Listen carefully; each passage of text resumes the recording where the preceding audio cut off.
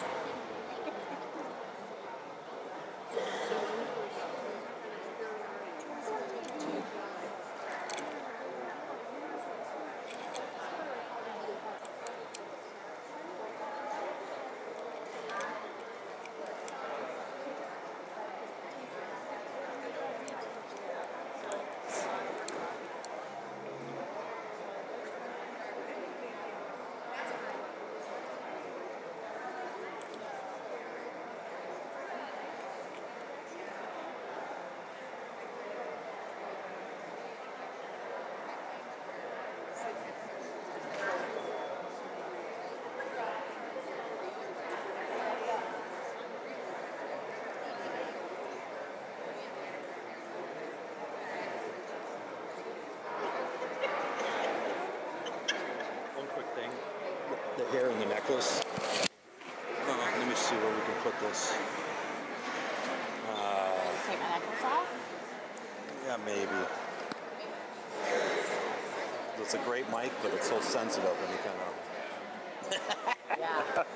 This one, it's got like a cold, it's like cold unless you're speaking really directly into it, it seems like. Yeah. Okay, I'm just choking myself.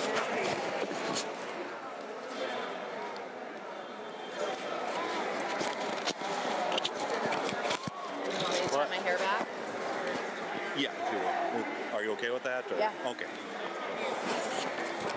There you go. Thank you. Okay, no worries.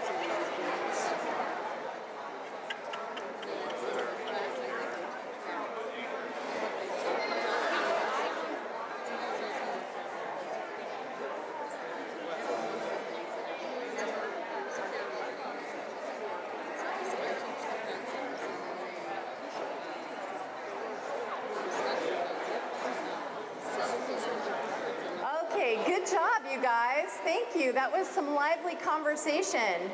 So, is there somebody who'd be willing to come up and share via the mic kind of what they do at their school, or share what they were finding? I know I usually just kind of come out to the audience, but because this room is so big and vast and noisy, I think that it would be better if somebody came up to the mic. Anybody willing? Yes, you, I can feel it. You'll come to the mic, won't you? Yeah, she's like. I just turned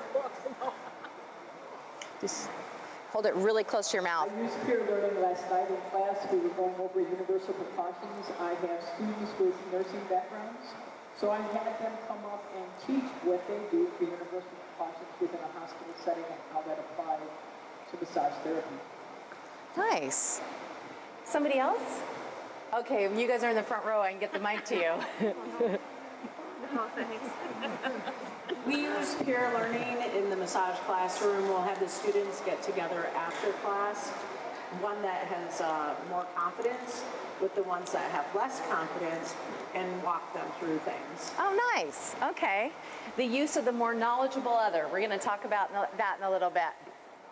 Let's go ahead and move forward, which would be that direction. I want to share with you some of what the research says about the benefits of peer learning when it's used correctly, when it's structured correctly and used at the correct level of learning. Oops. There we go. So, peer learning does improve integration of content. And as a result, learners do better on tests when peer learning methodology is woven into a curriculum. Peer learning improves personalization of content, meaning that people have a deeper sense of the content as being meaningful to their own life, and as a result, they're more engaged and motivated. Peer learning builds emotional intelligence, so it helps people do things like investigate their assumptions, think about their own feelings and responses, think about the feelings and responses of others. Peer learning improves peer tolerance, meaning that when these methods are used, people have more awareness of diversity, they have more tolerance for opposing viewpoints and other peer opinions, and they are more willing to be present with continuing differences. So peer learning also improves mental agility, refines thinking, and improves verbal fluency. It wasn't that funny that I messed up that word. As a result, learners develop better communication skills. So there are lots of good reasons to use peer learning in your classrooms. But if peer learning isn't used in a proper instructional design sequence, it doesn't work. And that brings us to this word, instructional design. I toss it around a lot, so I think it's worth defining. This is the practice of creating effective learning experiences and then sequencing them in such a way that the acquisition of knowledge is more accessible and appealing. So creating and then properly sequencing learning experiences to support your learners' acquisition of knowledge. So this is the ELAP learning taxonomy. How many of you are familiar with this taxonomy or have used it? A couple of you, not very many. So this taxonomy I'm going to talk about in just a moment, but before I do, I want to define the word taxonomy for you. A learning taxonomy is a model that classifies learning into progressively complex levels. What it does is it illuminates how learners learn to help us understand how we should be teaching. A great learning taxonomy helps you to sequence learning very effectively so that your learning is always happening in the right level. Foundational, intermediate, and advanced. Because if you start at the intermediate level, obviously your learner's completely lost.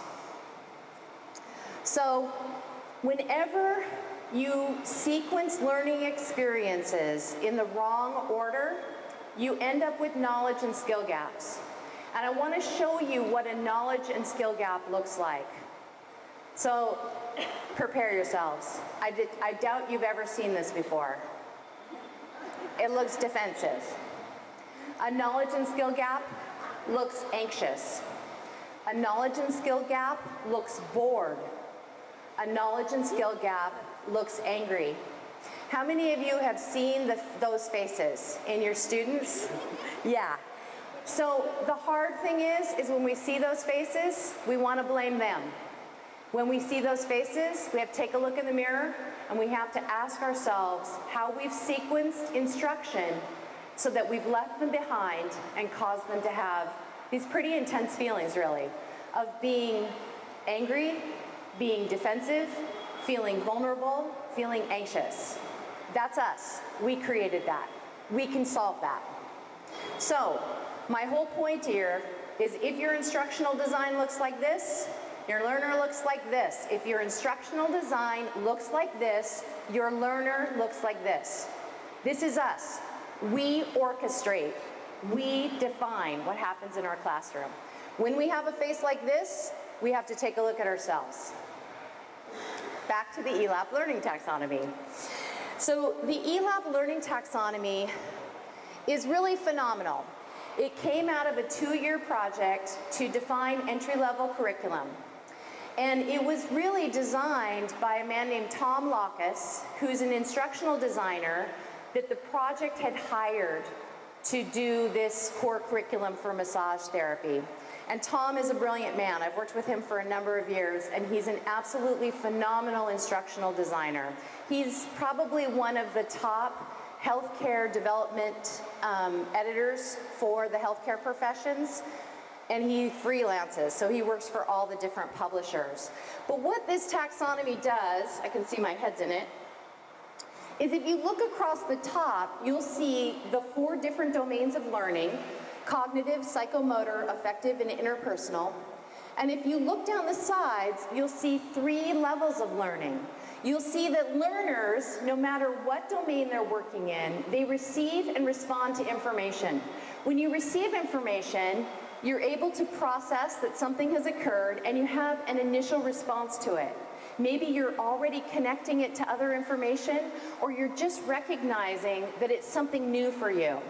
When you talk about the psychomotor domain, which is the hands-on domain, this is when learners are like this. They're watching you do the effleurage stroke, and they're like this. They're glued to you because they are observing and imitating. That's level 1 learning. That's exactly where they should be before they take it to the next level. So at level 2, you apply concepts in new ways and in new situations. In the hands-on domain, psychomotor domain, you're practicing your skills. And finally, when you're at the level, not necessarily of mastery, but of competence, you're able to use information to solve problems. You can walk in and say, what sort of a massage do you need? And I can solve that problem. Does that make sense? So I'd love to cover this taxonomy in depth, but if I did that, it would take me 2 hours. So I want to point you to the ELAP project. It's at www.elapmassage.org. And if you look at the first 30 pages of the blueprint, it's an introduction to instructional design, and it covers the taxonomy in detail. And that is a great instructional design primer, because once you start using a taxonomy to design your lessons, you'll never go back. So I want to ask, how many of you are currently using a taxonomy? Bloom's taxonomy is the most famous. How many of you are currently using a taxonomy?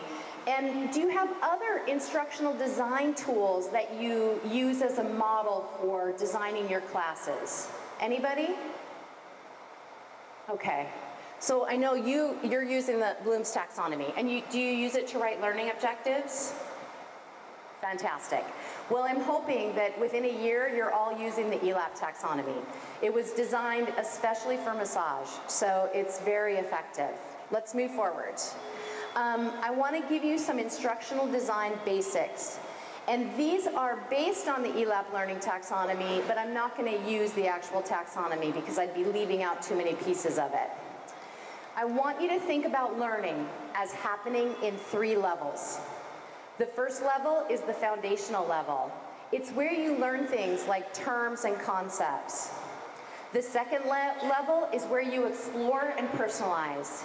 You're looking at information, you're exploring how it works in your own life, and you're thinking about how it relates to you. At the third level, this is where you own material. This is where you use it fluidly and you don't even recognize that you know it. So if we take this and we now look at what's happening at each of these levels, in massage therapy, the foundation is learning the language. If you look at the ELAP project, it defined 2,600 key terms. 2,600 key terms. Your students are learning Italian. Your students are learning French. Your students are learning Chinese. It's a brand new language. And one of the things we often fail to do is teach that language effectively. I swear to God that if you know the language, you can pass the MBLEX, that's the key. And what happens is that students are missing too many words. So we have to create a stronger foundation. So again, that foundation is all about learning terms and learning concepts. And I want to explain the word concept to you. So when you learn a term, it's where you have a basic definition of it. For example, I can define the term boundaries off the top of my head, right? It's an imaginary line that we create around ourselves that separates us from other people or from our environment. That would be a working definition of a boundary.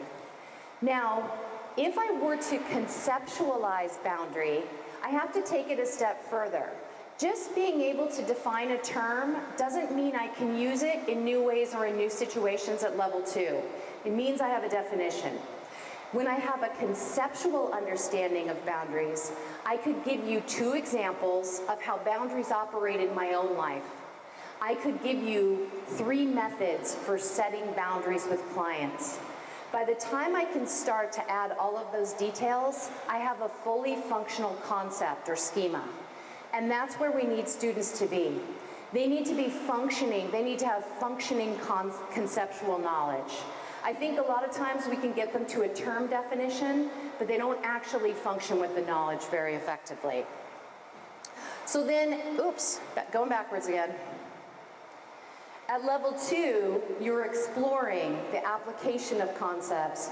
And this means that you start to use something like the term boundaries in new ways and in new situations.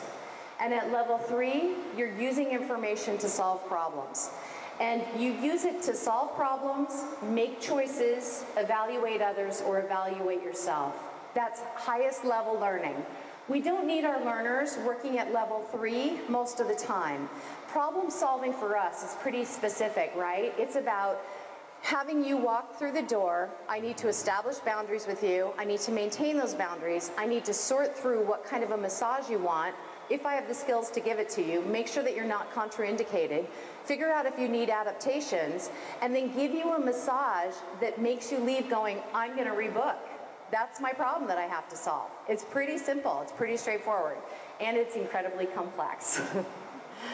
All right, so what do learning objectives look like as we work at these 3 levels?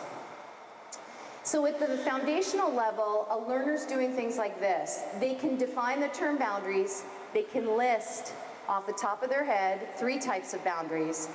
They could match boundary forms like physical, mental, emotional, spiritual. They could match those forms to their written descriptions. Now at level 2, they're doing a whole bunch of different stuff. The first thing they're doing is they're able to discuss methods for setting boundaries with peers. They're able to analyze scenarios and see when a boundary violation occurs. They can use this idea of boundaries in new ways and in new situations. And finally, as we talked about, finally at the problem-solving level, they're able to use this fluidly in their life to solve problems. And the problem they have to be able to solve is they have to be able to establish and maintain boundaries during a session.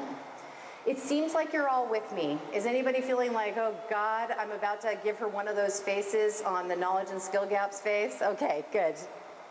So finally, what do our learning experiences look like? What methods are we using? Well, they look like this. These are level 1 methods. You participate in a reading assignment. You view a lecture or a mixed media presentation. You do a simple written activity or drills like flashcards with a friend. And finally, demonstration. When you're demonstrating techniques for students and they're imitating you that first time, that's all level 1 learning. So I want to point out, lecture is a level 1 learning activity. With very few exceptions, lecture doesn't ever move beyond level 1. It is your baseline learning. I also want to point out, though, that level 1 is your broadest, biggest level. You're teaching at level 1 the majority of the time. Does that make sense? Does that feel right? Anybody want to argue? Okay, well, because I have the mic, so I'm going to win that one. But I might give it away to you. All right, now at level 2, your learning experiences look like this. Discussion, analysis activities. Maybe you're looking at different scenarios and you're deciding what's happening in those scenarios, so you're analyzing the situation and deciding how you might act. Brainstorming activities, hands-on practice. These are all level 2 activities. At level 3, you're doing things like case study, where you're really looking at a problem in depth and you have lots of pieces of knowledge that you can apply to it to figure it out. This is also where you might do simulations, where maybe you're doing role-playing activities, where students are role-playing boundary situations. And finally, student clinics, all level 3 learning. So, when you think about peer learning activities, what's your guess about where they're most applicable? Any idea? Level 1, level 2, or level 3? Where are you going to get the most benefit from a peer learning activity? Level 2, yep. People are holding up level 2. Absolutely. This is exploration, personalization territory, right? So, you can use peer learning at level 1 to set the stage. At level 2, this is where they're integrating and personalizing. And at level 3, peer learning works well because it provides support to learners. When they can work together, they feel safer as they begin the process of problem solving with information. So at level 1, I give it 1 star. At level 2, peer learning gets 5 stars, and at level 3, it gets 3 stars. So the majority of your peer learning happens after other structured learning has occurred. That means you've covered terms and concepts with a lecture in a highly orchestrated and structured manner. And then you hold a discussion where they discuss the terms and concepts, they start to personalize them and integrate them in some way. Does that make sense? Okay. So these are some of the activities we're going to be looking at, and these are in your handout. What you'll see is the 3 that I have in orange there. Those I'm not going to discuss during this presentation, but they are included in your handout to use because they are also useful activities. But let's look at level 1 activities, the avalanche and the jigsaw. So remember, level 1 activities work when they're used to set the stage for learning. That's their primary purpose. So the avalanche is a really fun activity. This is how you do it. You toss out to your students, put it on the whiteboard or put it on a slide, a really compelling question related to whatever it is that you're studying. Here's one that I've used in the past. Contemplate the meaning of the term sexual harassment and generate at least 5 examples of sexually harassing behavior. What students do then with that question is they think about it on their own for a minute, and then every 2 to 3 minutes they form continuously larger conversation groups, and they start to talk about it amongst themselves. And you're timing them, so you're saying, all right, partner up now with 4 more people, go get 4 more people, everybody keep talking. And what happens is they sit down at the end of that, their energy's really high, and they're primed for a lecture on what is sexual harassment and how do you prevent it in massage classrooms. Because their conversation has looked like this. Well, no, I don't think that's sexual harassment. I think that's sexual assault. No, no, no, that's not sexual assault. That's just fine. That's completely appropriate behavior. No, no, no, no, that's completely off limits. So what's happened is they've started to test their ideas against their peers, and they've ran up against the fact that they have no clue what this crazy term is, sexual harassment. And now they sit down and they want to know. They want to know if you've got it right or if they've got it right. So they're with me. They're ready to jump right in. Where if I sort of stood up here and said, okay guys, we're going to talk about sexual harassment. Yeah, that doesn't go well. Okay. So that's the avalanche activity. It will probably take you about 20 minutes to do that activity, depending on the size of your class. One of the things when I was a teacher in massage classrooms, it was back in the heyday of massage when we were all graduating 1 million students at a time. So my classes were usually 24 in size. So I often think about teaching with a class that size. But I know some of you have smaller classes, which is great. It tightens up your time frame. You don't have to spend as much time. But the larger your group, the more time it takes. You know how it is. You're herding cats, basically. Let's talk about the jigsaw. The jigsaw is actually quite a complicated activity. Students will need really good written direction. They're going to need step-by-step input from you to tell them to move when they're supposed to move. But this is how it works. First of all, you pick a topic as the teacher, and it should be something that has a number of subtopics. So you break students into groups, and as you can see here, Group A, my topic that I've decided on is ways that diseases are transmitted. So this is going to feel really familiar to you after your lesson yesterday. And in my first group, Group A, they're going to talk about direct contact, how diseases are transmitted via direct contact. Group B, indirect. Group C, vehicle. Group D, vector. And finally, Group E is going to talk about lice and mites in a massage practice. So I'm going to pair up these students, and the goal for every person in these groups is to master their particular subtopic. So what they do is they come up with a fact sheet. So this might be the fact sheet that Group A comes up with for direct contact. They come up with this fact sheet because then each of the students from Group A is going to be mixed with students from the other groups. They're going to form groups. So each expert goes to meet with other experts. They share their knowledge. And they need to share it to the degree that they can all pass a quiz on it. Now, if we end up and we see that not everyone has passed the quiz, we go back to the groups, we do more learning, and we take a second quiz. And all of that is in preparation for final testing. So remember earlier, I told you, never let your students teach new content, right? You always orchestrate that. This would be the exception to the rule.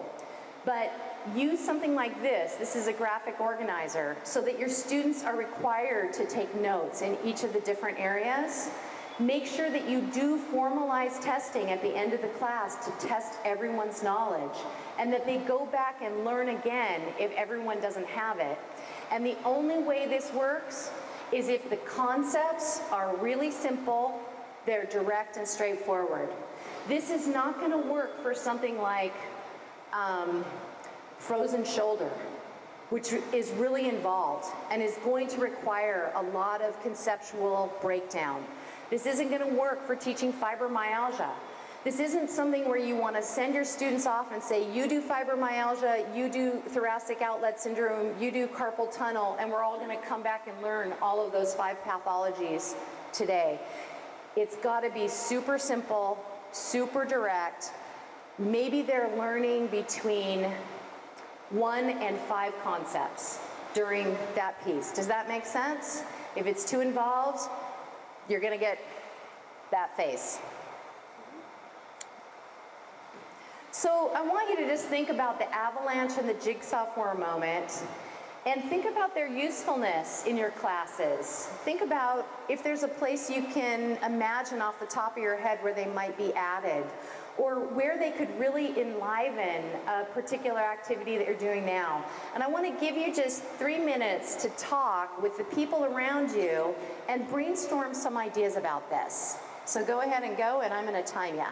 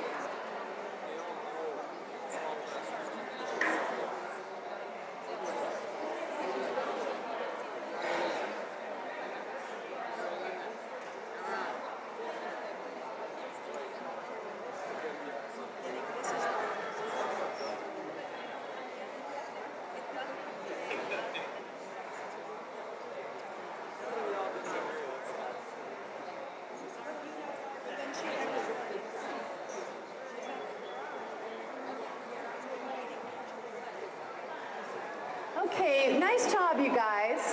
One of the things I want you to just notice, and we'll talk more about it later, you're a big group, but I'm able to get you involved in brief discussions, and think about how that discussion, how the fact that you just discussed the avalanche and the jigsaw, how that helped you integrate that material. Did you notice that? I told you I was going to give you 3 minutes, but I gave you 2 minutes.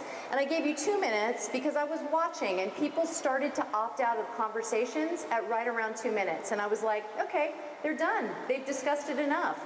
Come back, pull them together, and just take a few from the audience. And what happens is you all feel like you have some ownership of this now. It belongs to you in a way that it wouldn't belong to you if I hadn't have let you just discuss it very briefly. Does that make sense? It's called a response moment. It's really easy. So I'm going to ask you, because you're close to the mic, can you share kind of what came up in your group? Don't be afraid. We were talking about how our classrooms are very small and then how that alters. How many? What, like sometimes 10? Plenty. Yeah. Yeah. And sometimes even less. I had 4. 4. So you have 2 groups of 2. Okay. Yeah. Yeah.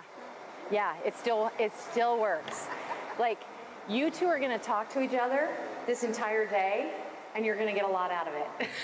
Do you know what I mean? Even though it's just the 2 of you. It is better. It is a little bit more difficult, and as your curriculum goes on, what we're talking about, in case anybody missed that, is they sometimes have groups as small as 4 that they're working with. So now you've got 2 and 2, and then they change, and you've got 2, you don't have a lot of options. But in that case, as an instructor, I might jump in and be part of the discussion group so that I'm breaking up that mix a little bit.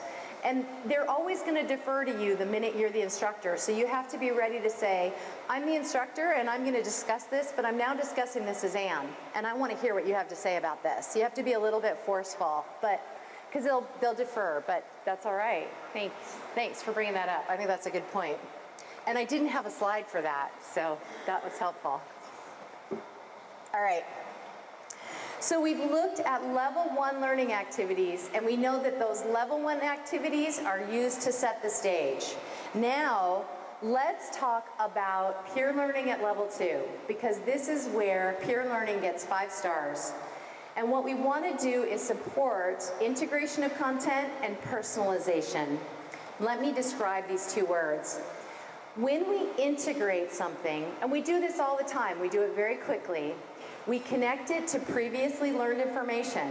We're always taking in new information and we automatically ground it in something that we already know. We relate it to something that feels familiar. So when we integrate content, we combine it. And when we integrate, we also create new wholes with it, new functional units of information that work for us. When we personalize content, this is even more important, especially for adult learners.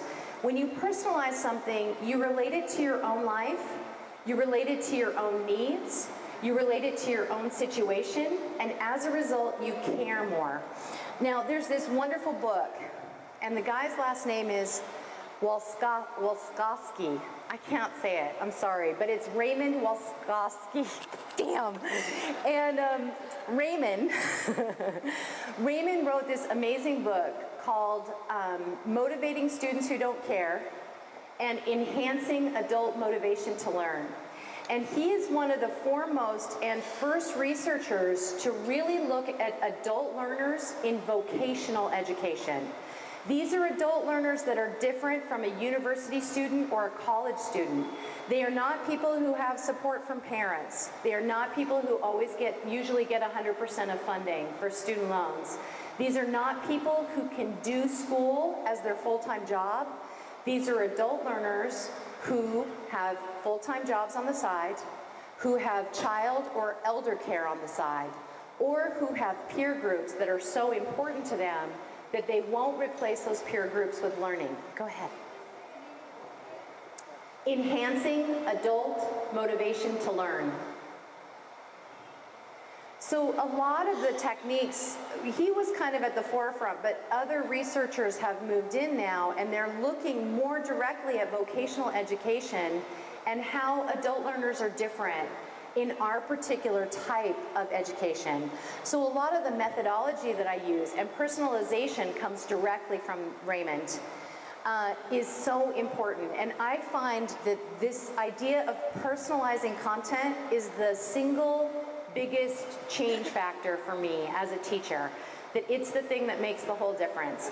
If, for whatever reason, I'm losing a group of people, I simply ask them a question that helps them relate the content to themselves and their own lives, and I can get them back again, even in a room this noisy. So, when we look at peer learning activities at level 2, we've got a whole range of things that we can use. We're going to look at triads, response moments, and circle of voices activities. But I've also included directions in your handout for 4 questions analysis, interviewing, and rotating stations. Let's look at triads. Probably some of you are using triads already. This is a great method for any type of activity where you usually just have your learners pair up. You add this third person. And the third person is kind of like the witness, you know, the witness of consciousness.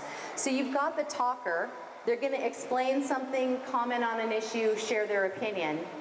You've got a questioner who's prompting the talker. And you've got somebody who acts as a scribe, who takes notes and makes a report. Usually when you're doing this with cognitive content, so mental content, terms, concepts, you really want to do 3 rounds, and everybody changes roles each round. And this works great anytime you've got these things, when there are pros and cons to how something might be handled, when there's ambiguity, lots of gray area, or whenever the issues are charged. Like, for example, you know that your students have most often they have very different views about Eastern techniques or energy work. Like whenever you hold conversations about Swedish massage versus energy work, or you start to look at different modalities, your students start to have a lot of opinions about them. So this would be a perfect example of when you could use an activity like this. People feel better. If people are upset or anxious, they feel better displacing that, meaning getting it out on the table, sharing it, having their ideas heard. They'll feel better and be more open to new ideas. So I might do something like this if I'm still working with this idea of boundaries. What type of boundary violations could occur when you provide professional massage to your friends? So dual relationships, having that be round 1. Round 2, what language will you use to set professional boundaries with your friends? What are you actually going to say? What language and behaviors are going to work in this situation? And finally, is it ever appropriate to provide massage to a client who was once a romantic partner? Let them toss that around for a while. Then you can come back and tell them how it's going to be. Triads also work well in these situations. You have a therapist, you have a client, and then you have a prompt. So maybe you have the therapist working and it's a body mechanics piece, and every time they see a body mechanics issue, they're pointing it out to the therapist. The therapist is able to automatically sort of change their body mechanics. But when you're the prompt and you're watching for other people's body mechanics errors, you're learning something just as important. You're learning to spot them, and that helps you take that on into your own body. Same thing with palpation exercises. You can have that third person sort of reading directions out of the palpation guide while the therapist is actually palpating. Or a health intake process where they're working with a really complicated health form. And you know how it is for students, they don't know how to ask those follow-on questions. That's really a struggle. So you put that prompt with them, and the prompt says, well, I don't know, I might ask this. 2 heads are better than 1, and that's a great learning opportunity. So even things like draping, like how does that draping look from a witness viewpoint? Well, if that were me on the table, I'd be feeling a draft right now and I wouldn't like it. That sort of thing. So that prompter, they fill in for you because they're giving moment-by-moment feedback to the therapist, which is really useful for learning, but they're also catching errors on the fly, and when they see them in somebody else, it's much easier for them to see them in themselves. So that was triads. That's a really easy one to use at level 2 and a very effective learning activity. So let's look at response moments, which you are familiar with because I've been using some. A response moment is this. It's a pause in a lecture while you turn and talk, either in a small group or to someone else. And what it does for you is, well, oh, sorry, I'm getting ahead of my slide. This is basic lecture structure. If you were to break down any good lecture, it should look like this. It looks like you introduce a term, and then you provide a fact or example, another fact or example, another fact or example, and another fact or example, until you conceptualize that term for the learner. At the point where you've exhausted your facts and examples, you have a response moment, a moment where your learners talk about it and personalize it to some degree. So if you break down, like go on, just take this structure and go watch a TED Talk. And that's exactly what they're doing. Great speakers are using this incredibly simple structure. Go watch Bill Clinton give a speech. Watch one of his speeches. He uses this structure. He's constantly breaking everything down. He treats his audience like learners, and that's why he's so effective as a public speaker, regardless of what you think of his politics. So, or his personal life. Sorry, Bob Benson, my boss, you wouldn't have appreciated that. But anyway, here we go. So I'm defining in level 1, I'm conceptualizing, which is still level 1. But the minute you add that response moment, you've elevated your lecture to level 2 learning. You're moving it into integration and personalization. So let's say that I have this topic, therapist hygiene. This is something we all have to deal with, right? And we know how difficult this can be because our learners have their own idea of personal hygiene. And the idea that they are now a therapist and that therapist standards of hygiene are different is always a stretch for them. You know how this is. They do this with you. Don't tell me how to be an individual. I'm an individual and I wear my hair like this. And it's really hard to get across to them, you get to be an individual on your days off and you're fantastic as the individual that you are. However, when you show up at the massage clinic, you are now a healthcare provider.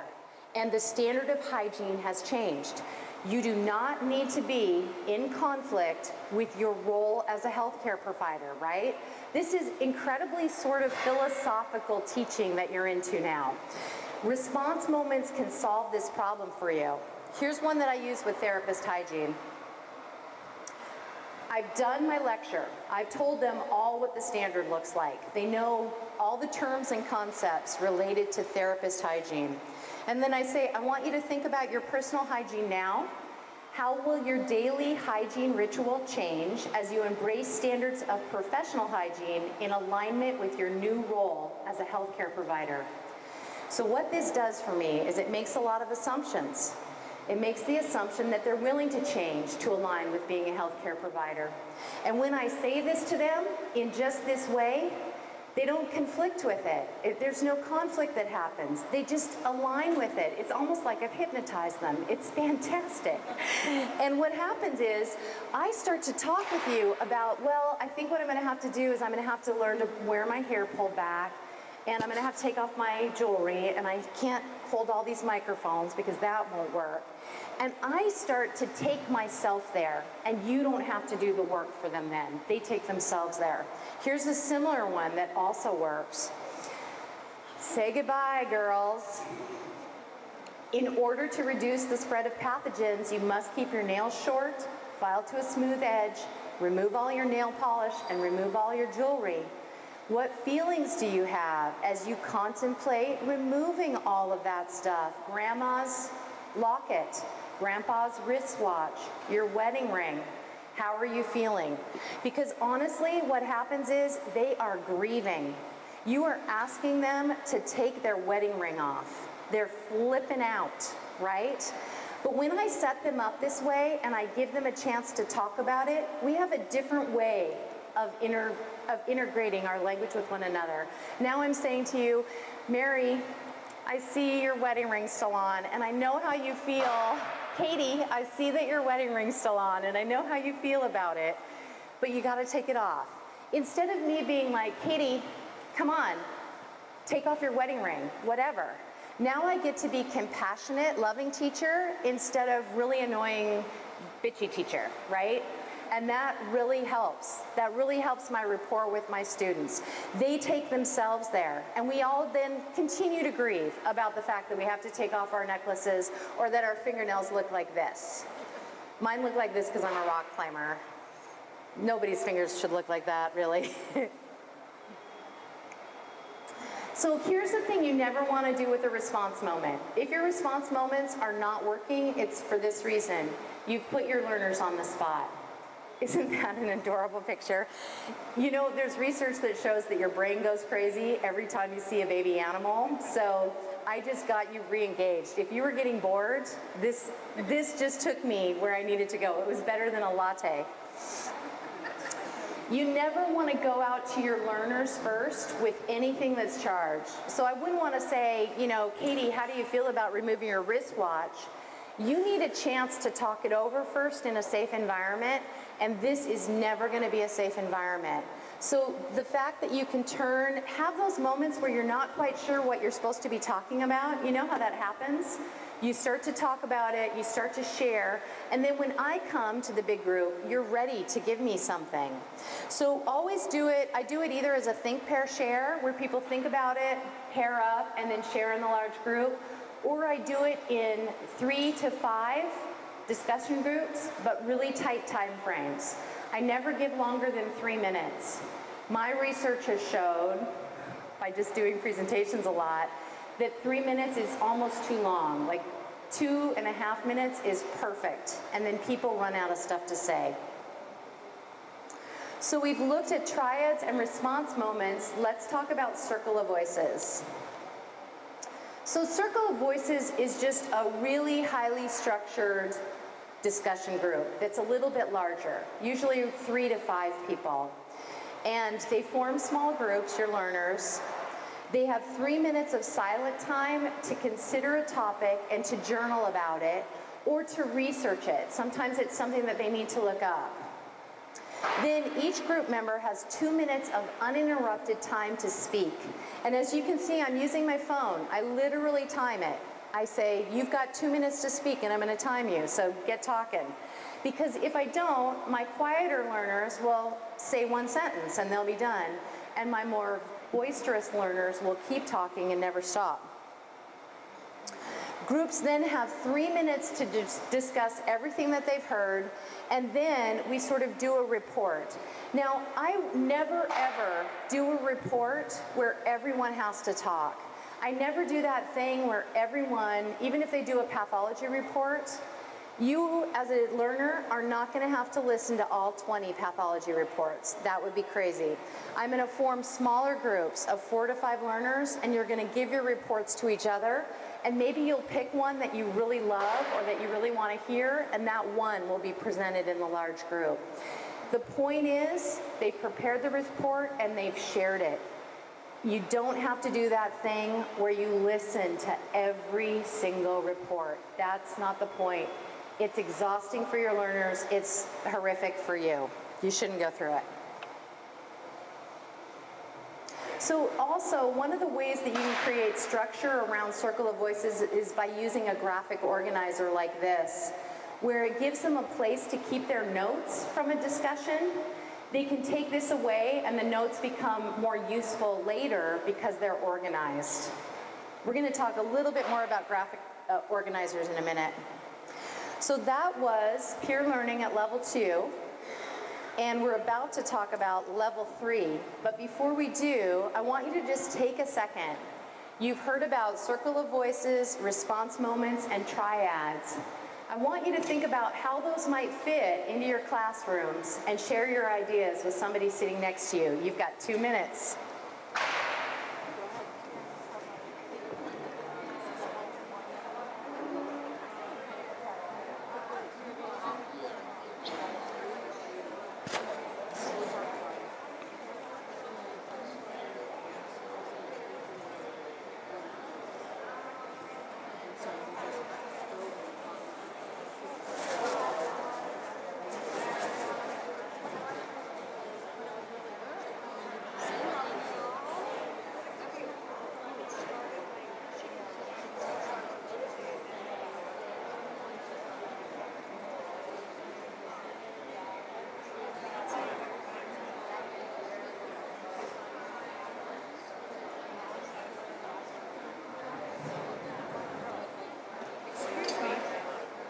have any of the handouts. Oh, you don't? No. Oh. I don't know what notes are talking.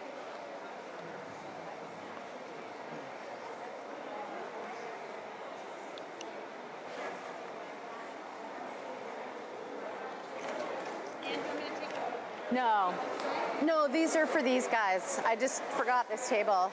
Thank you. Yeah, there you go.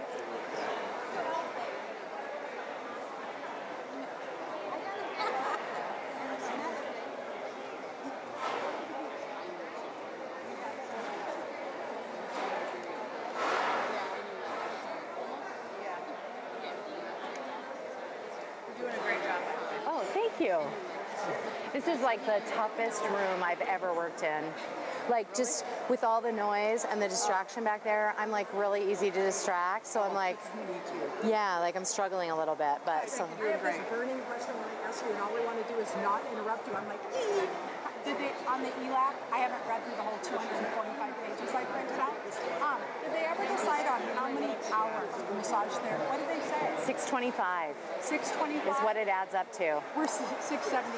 Okay. That's but fantastic. I was That's like- how it should be. I'm like, I so wanted to buy, and I keep looking, I'm thinking, where is it going to say? It's in the report.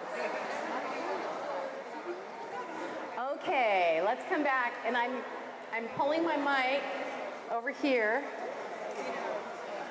Would you guys share? Just kind of. Well, it's her idea. I'm willing to share it. Or you can give it to her, whatever you guys want. Okay, go ahead. So you guys, attention's over here. Go ahead. We were talking about using A little louder.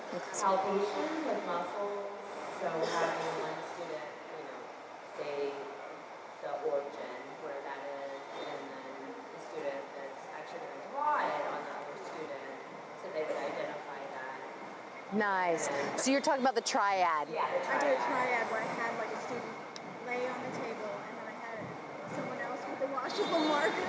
Yeah. And then like So they're talking about using triads for palpation. like a certain muscle and the person would have to write an O for the origin, I, and then they would outline Nice. the muscle. And they had tons of them. So what they were using was one student would say, give the origin, and the student would locate it. The other student would locate it, and they would use washable markers and mark it in. So that's a great use of the triad. Anybody using circle of voices or thinking about response moments? We have a student in Hold it class up. that it falls under the beauty one, saying goodbye. Uh-huh. He has his ashes of his pet around his neck, and it took a little bit of respect and Yeah. him hearing other opinions from the students as well as us, how he could process that. And now he's to the point where he takes them off because he respects them more to let them go now than to keep them on. Oh, very nice. Well done. That's tough. Yeah, it can be really charged. Okay. So let's look now at some level 3. And when we're talking about level 3, we're talking now about students in problem-solving mode. These tend to be much bigger projects. They tend to be more involved. So having peers work together provides some support. I love this term. This is called the more knowledgeable other. This is from a researcher who was writing about education, social constructivism. His name was Lev Vygotsky. He's my hero. He actually dies at the age of 34. So all of his, from tuberculosis. So all of his educational theories he's writing before he's 34.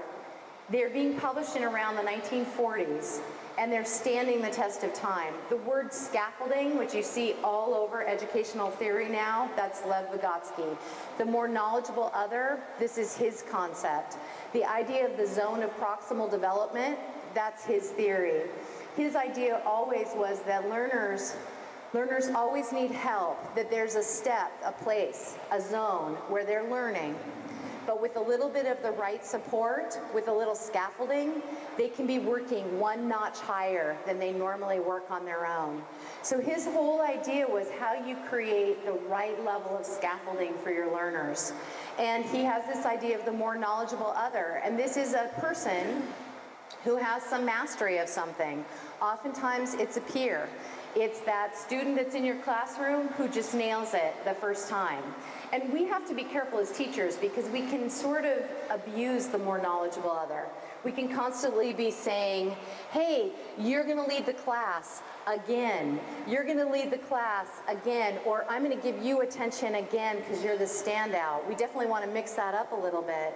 But when we think about forming peer groups, we always wanna think carefully about how we form those groups. And we always want to organize peer groups ourselves. Now, in a situation like this where people are sitting next to each other, I'm not gonna orchestrate peer group, how you partner up. But if I were pairing you up for exchanges, you would never pair yourselves up. I'm always gonna pair you up, and I'm gonna have a little list, and you're gonna all change around, and if anybody complains, we're going out to the hall to have a talk about it, right? We want to orchestrate peer groups. That's really important because otherwise we're forming cliques and we're creating sort of intolerance for working with the full range of people in our group. So let's look very briefly at case study projects and then at poster projects. So a case study project, you're probably already using these types of projects. This is where you would hand out a complicated health history form and your students would work through it together to figure out what possible contraindications exist or what session adaptations are needed. And then they're designing a massage to work safely with that imaginary client. And then you're holding a peer discussion and they're presenting those reports to other peers. Oops, I thought I had, where did it go? Oh, I'm missing a slide. I usually use a graphic organizer for this, where they have to plan out their massage and present it to the group and to me before they actually deliver it. So they really have to do that thinking process. We know that in real life, they're gonna need to move into a session and they maybe have 5 minutes to do an assessment and they've gotta hit the ground running. But that doesn't mean that in classes, we shouldn't break that process down and it shouldn't take a long time, the first 6, 7, 10 times that you do it. I think one of the things we do is we don't break down that process of step 1 is you rule out contraindications. Step 2 is you figure out what your session adaptations need to be. And step 3 is you get agreement with the client about how that massage is gonna go forward. It's like those are very distinct steps in a process. And if we don't break them down for the student and drill them as separate steps, they often get missed. I'm just learning how to whitewater kayak right now. And one of the things you learn in whitewater kayaking is how to teach yourself how to respond. So you flip your boat over and you're not allowed to escape it right away. You've got to hug your hull. That's the very first step. And the reason you hug your hull is because you're going down whitewater and you might hit rocks with your head. And the closer you are to your hull, the safer you are. But I'm telling you right now, it took me like 12 times of flipping my boat over. I'd just swim out of it. I didn't want to stay down there under the water, under my boat. I had to teach myself to hug my hull. And I think we have to think about our learning around health history forms like that, breaking it down and forcing them to sort of overemphasize a step. So let's talk now about poster presentations. This is a really fun thing to do, but if your curriculum's tight, I wouldn't recommend it. It ends up really tapping students' creativity. It's fun, they love it, but in terms of exchange for learning time, I'm not sure it's very high. But this is what you do. You want your learners focusing on a single message. You want the message, the poster, to act as a source of inspiration for other people. You want graphics to tell a big piece of the story. And you want to frame the exercise so that the posters are conversation starters that lead to more involved conversation. So let's say you do something like touch and transformation. That's your theme. You might give your learners very, very simple instructions. Guys, you're going to work together. 2 of you are going to partner up. You're going to create a poster. It's got to be 18 by 24 inches in size. You're going to do a typed description expressing the inspiration, and it's going to be judged, and somebody's going to be a winner. And we're going to hold a special event where you can invite your parents, your friends, your spouses, your kids, and we're going to invite other classmates, and you're going to stand next to your poster, and you're going to give your spiel about your poster over and over again to everybody who walks by. So obviously this is a great thing for teaching communication skills, and when you think about how difficult sometimes learners find it to communicate the benefits of massage to clients, this would be a great opportunity for helping them figure that out. But then the thing about a poster event is you always want to have a day where you process it afterwards. You want your learners to be able to talk about their process of creating the poster. That's where the real learning happened. So that discussion about how they came up with their inspiration, the struggles that they had with their graphics, that's the big piece of the learning, is right there in that process. So we've looked at all of these different peer learning activities. I'm going to jump through this. Let's talk about what we can do to make sure that these go right. First of all, we have to write good questions. If your questions don't support your learning objectives, they're probably off task. Now, at the back of your packet, I've given you examples of all these different question types because writing a good question is really an art form. If we were to cover these, you'd be giving me those looks that I was showing you earlier. So we're not going to talk about them here. I'm going to let you look at them on your own. But one thing, if your discussion starts to deteriorate, you can look to your question first. Oftentimes it's either that your time frame is too long for the discussion question at hand, or that your question is not engaging enough to get learners really invested. So look to your questions. Let's talk about scaffolding, this word by Lev Vygotsky. This is the support you provide to learners that help them accomplish learning goals. Vygotsky's idea was just a little bit different. His idea was it's the support you provide learners that help them work at one notch higher than they could work on their own. But for me, we're missing learning goals. Like, we've got learners who are working at such diversely different levels in our classrooms, and it's so difficult to create instructional design that meets every individual learner's needs, that what I try to think about is what support beyond ourselves can we provide learners in this moment that helps them organize the learning for themselves. So it's things like graphic organizers, clear roles and responsibilities, checklists, forms, anchoring, which we're going to talk about in a moment, or written directions. So this is the graphic organizer I showed you for the Circle of Voices activity. And what you're going to see about a graphic organizer is that the minute you put information in this format, it simplifies it. Now, before, when I gave you directions, I gave you the list. Do you remember? Your eyes glazed over. It had 6 items on that list. There were 6. That's about 3 too many for everybody to stay with me. But if I move the information into this format, you're with me. It's really easy. And this is how your learners feel too. I've got a number 1 up here. I know exactly what I'm supposed to do. I know it's followed by number 2 and then by number 3. So suddenly I've got a map that gets me from point A to point B effectively, and all that anxiety that I felt about reading that list and trying to remember what I do next is gone. It's all about reducing anxiety without the use of drugs or alcohol. This is the graphic organizer I use for whenever I have students do exchanges. I make them break it down and really plan what they're going to do before they actually deliver it. And then we talk about if they changed it in the middle and why they changed their plan. But I have them simply write their goals for the practice session.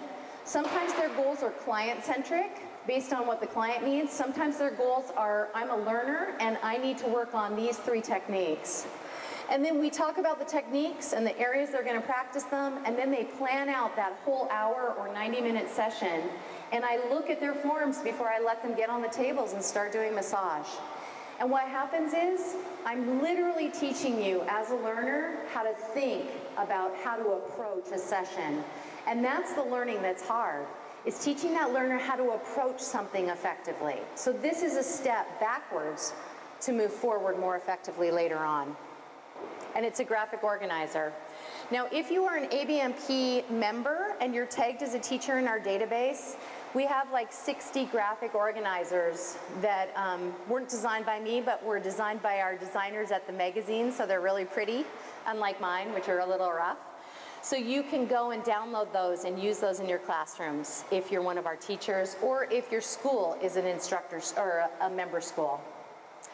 Also, clearly defined roles and responsibilities. So I literally write out what the roles are, and I hand these out, and I talk through them. If I want people to fulfill specific roles, they're going to need a written direction to refer to. Written directions are really important. People literally, there's research that shows you can follow one written direction. Now, if you're an auditory learner, those people who, when you give them driving directions and they can hold 5 left, right turns in their head, those people don't need written directions. But in our culture, we're seriously visual. All of the media that we watch, it's sort of wired our brains to be really visual. So we want something we can look at the entire time. When we don't know what we're supposed to do, we get anxious. When we get anxious, we get mad, defensive, argumentative, mean, talk too much. Like all those behaviors that you want to control, start to look at those as anxiety and think about how you reduce your learner's anxiety. A lot of those behaviors go away when your learners stop feeling anxious. So what do you do, like at the end of discussions or at the end of any activity, you want to use active processing methods, even for every single exchange you do. If you're not actively processing it, you're not mining it for all the actual learning that's there. So it can be as simple as this. What was the most important thing you learned today, and how will it change the way you think about or give massage? Just that one simple question forces you to integrate and personalize in a way that's meaningful for the work that you're doing. And I try to do some brief active processing at the end of every single class, where we sit in a circle and I say something as simple as, give me one word that defines today for you, or the class today. And they go around and they give me the word. Or I say, I want in one sentence or less what you're taking away from this class today. And that's a huge integration process that really helps. It also kind of closes the energy of that class and gives them the sense of completion. That's really good for motivation. So let's talk about facilitation. Peer learning is the most difficult facilitation piece that you'll experience. First of all, short, tight time frames work best. Force them to work quickly and efficiently. If you give them, you guys have 90 minutes to do this. If you give them 90 minutes, they will spend the first 30 minutes of it messing around. Literally break it down into steps. We're going to start with step 1. You have 10 minutes to complete step 1. I'm timing you. Go. Now we're moving on to step 2. This is what step 2 is. You've got 3 minutes to complete step 2. Go. If you don't completely orchestrate and structure the time, people will start to opt out. You've got to be prepared to manage conflict, because when peers start talking to each other, they also start conflicting. And then there's this. There's going to be a lot more emotion.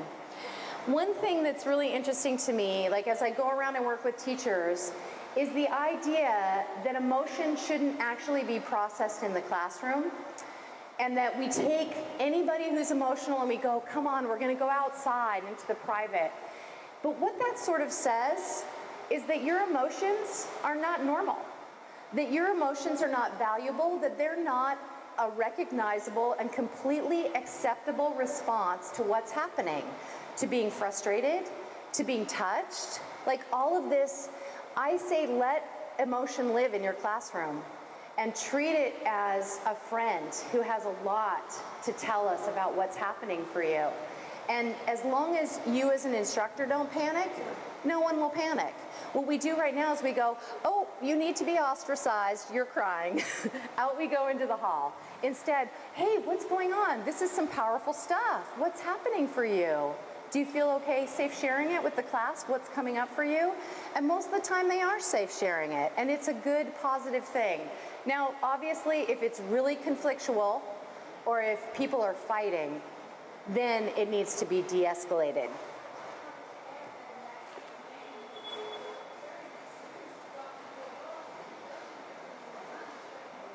Yes, you're absolutely right. Like, we're saying this can't live in the classroom, but now in your private practice, you're gonna have a client have an emotional release, and it's gotta be, we're gonna be client-centric and listen effectively to the client.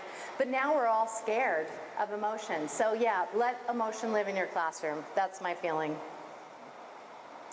So the other thing is managing all of the different student voices. We know we have these monopolizers. I got a ton to say, and I'm super enthusiastic.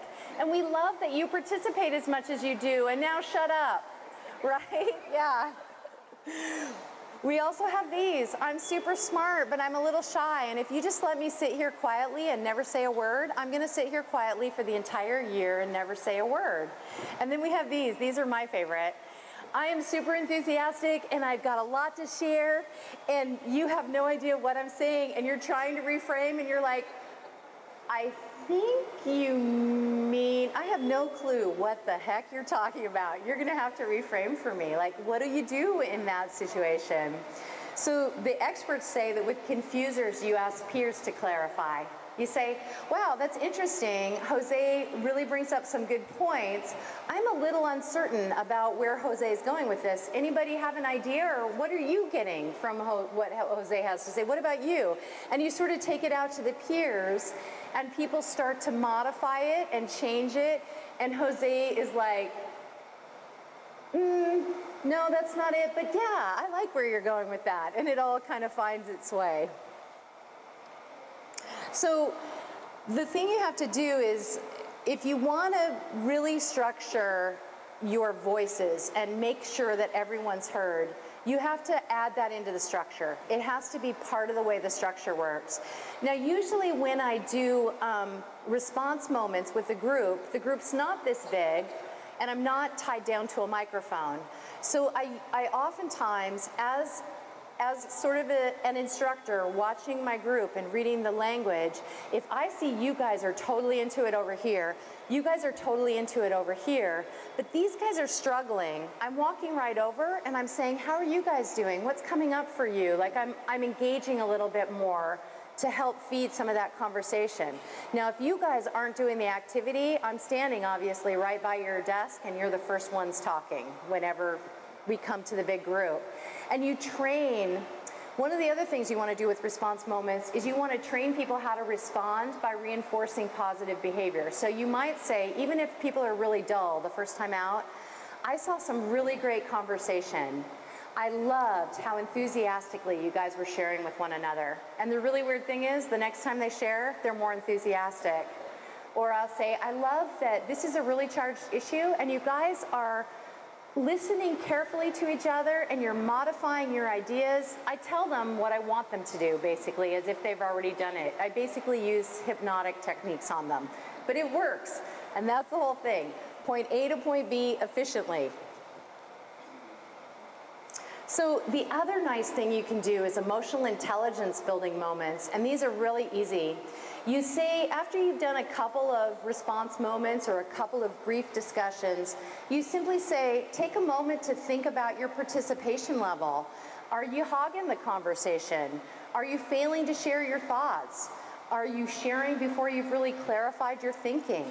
I want you to talk now in your group about how you've participated in the last two response moments, and I want everyone to come up with something that they're going to do better next time around. And wow, does that change the way people participate? Because suddenly, it's not just about the content we're sharing, it's about how you're showing up and engaging with that content. This is again one of Raymond's inputs in enhancing adult motivation to learn, about asking people to show up in a specific way, but then creating the space where they can figure out how they're showing up, like how they build their emotional intelligence in the moment while they're also learning the content. So finally, in terms of facilitation, obviously, whenever students contribute, even if it's something that's charged, or even if it's something that's a little bit negative, they were brave enough to show up and say something. So we want to positively reinforce any participation. And it can be as simple, we don't have to agree, it can be as simple as saying, you know, I disagree with you, but what I love is that you stood up and you said that, and it's a little bit charged, and you weren't afraid to address that issue head on. That's what's really cool about this. So you don't have to agree, and you can still reinforce that they have a voice and that what they say matters. Clarify and reframe whenever needed. So if somebody gives you feedback and it's very confusing, if you can reframe in that moment for your group, that's what you want to do. You want to take it and say, well, what this group is really describing is the way that they use the triad effectively. And what I think I hear you saying is that you used it in this situation and you felt like you got great results. Am I right about that? And they're saying yes, but now you've reframed that learning for everyone. And one of the things we know, when we go out to our students, their energy levels in participation can be quite low. So they might share a little bit like this. And that kind of takes the whole energy down. So when we come back and reframe with a lot of energy, we reinforce the importance of that material. So we want to keep the discussion focused, and tight time frames are the way to do that. And when things deteriorate, it's okay to move on. One of the ways that students, there's this fantastic research that's coming to me right now. I wish I could remember the name of the researcher. This guy did research on all of the reasons why students, adult students, ask questions in classrooms. Well, guess what? It's not to clarify information. The number one reason is to be argumentative in some way. The second reason is to put a teacher on the spot. The third reason is because they're bored out of their gourd and they want to get things moving. So he did all this research on why people ask questions. It's very rarely because they want to know the answer to something. And I think that that's hysterical. One of the things to do, though, is as a teacher, you're in charge of the depth and breadth of content. And content that goes beyond the lesson is not appropriate to the lesson. Students often get us off track with A&P or pathology questions that go a long way beyond what we're trying to teach. And it's a really good strategy to get in the habit of reframing that for students and saying, that's a really involved, really interesting question, but it's really beyond what we're doing here today, so I'm not going to address it. And then move on. And that's completely fine to set the limits of that. Or to say, I'm happy for you to go research that outside of class and come back, and if you want to share with us tomorrow, I'm down with that. But it's not where we're going today. It's not our learning objective today. So don't let them get you off track. Stay within the depth and breadth of the content at hand. And that will keep it from deteriorating. So we've done this. We know what to do for peer learning. We're at the end of the presentation. We've defined peer learning and identified peer learning models. We've examined the benefits of peer learning. We know that it can really help improve integration and personalization of content. We've discussed instructional design that supports peer learning selection. We know that at level 1, we're using it to set the stage. At level 2, we're using it for integration and personalization. And at level 3, we use it to provide learner support. And finally, we've explored some easy-to-use peer learning activities. So I want you to just take one moment to talk about the content that you heard during this presentation, what resonates, what you might use, and kind of how you just feel in general after going through this hour and a half with me. Okay, do that now. I'm going to give you 2 minutes.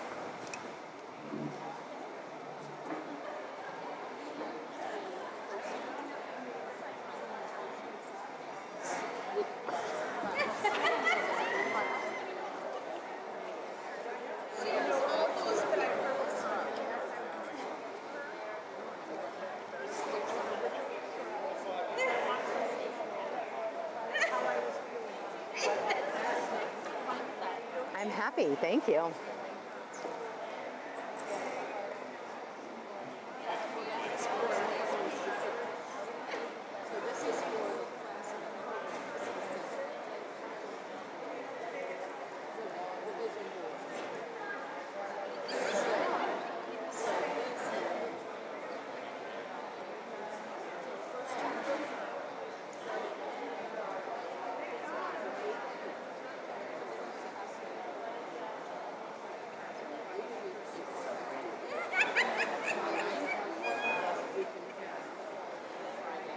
Almost done. Thanks. I'm hoping that your arms are going to be all cramped up from holding that microphone. I'm going to crush you when we do the push-up part. Just kidding. I know, I got a little thoracic outlet.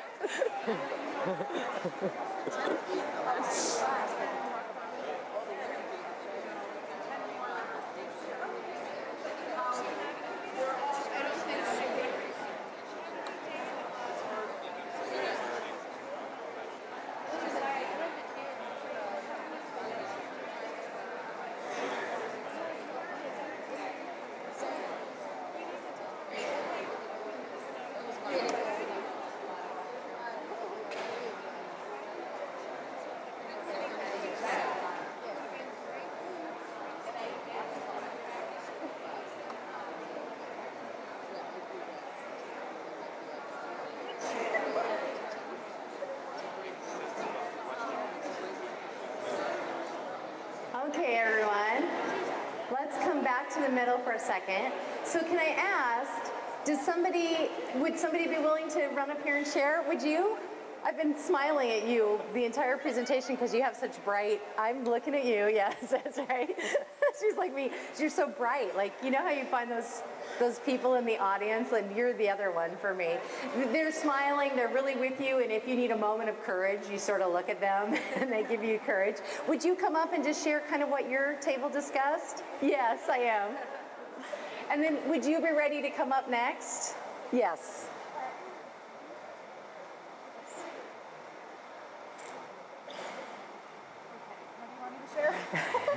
So share, just kind of come this way so you're not, that light's not in your eyes. Just what really resonated for you and what you think you might use. Okay. Well, I really appreciate. Talk a little louder. Super comfortable presenter. So, okay, thanks. Definitely, I need to learn how to ask better questions in my classroom. I'm kind of more of the lecture style, and asking questions definitely puts more conversation out in the room. So I think that'll be a good lead for me. Nice. And then we were talking about trying to mesh into each other's strengths.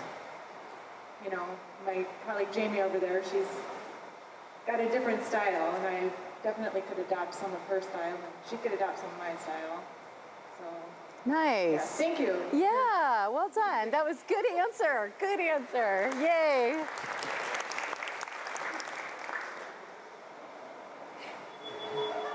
I know, I'm sorry. Usually I'd bring the mic to you. I know. That's what you get for being nice. Okay.